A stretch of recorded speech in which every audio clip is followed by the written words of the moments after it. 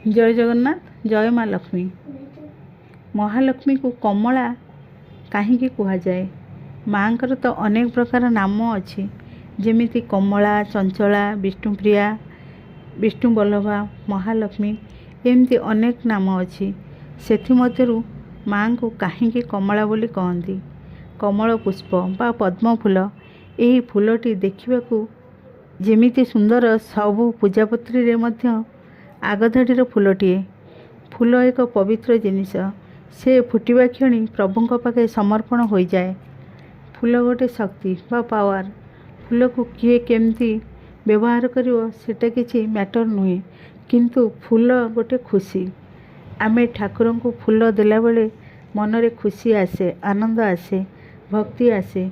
फूलर different different power थाए, जेमती मंदार फूल माँ दुर्गांकर प्रिय, अरख चंपा महादेवंकर प्रिय, ए सबु यूनिवर्स दान। सेहीपरि पद्म फूल माँ लक्ष्मींकर एवं नारायणकर प्रिय फूल अटे। प्रभुंकर कृपा नहेले गछरु पत्रटीए मध्य झड़े नाही। तांकरी सबु सृष्टि, तांकरी जिनिस, आमे तांकु ही अर्पण करिथाउ। कथा हैला एतिकी जे किए केते प्रकार फूल देले, केते प्रकार फल देले, प्रभु से सबु को देखती नहीं, से केवल मनर भक्ति ही देखती। फूल माध्यम रे आमे तांकर सानिध्य लाभ करूँ, मनरे शांति आसे। फूल तो केते प्रकार, भिन्न भिन्न देवादेवी माने भिन्न भिन्न फूल को भल पाती। सेथिमध्यरु पद्म फूल अन्यतम। यह पंकरु बाहरिले मध्य ताहार सौंदर्य महक अन्य फूलमानक ठारू अन्यतम। एही फूलटी एते सुंदर दिसे जे जेते देखुथिले मध्य बहुत सुंदर दिसे। कहीं जानती? से फूलटी महालक्ष्मी नारायणकर प्रिय फूल अटे। कहा जाए कि देवसभा मध्य सबु देवता देवी आसन ग्रहण करथिले, किंतु माँ महालक्ष्मी को पई कौनसी आसन नथिला। प्रभु माँ को पई एही पद्म फूलर आसन निजे सृष्टि करथिले एवं सेही पद्म फूलर अन्य नाम कमल।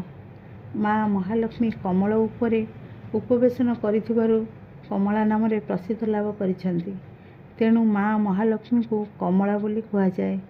माँकर पद्म फूल अति प्रिय फूल अटे।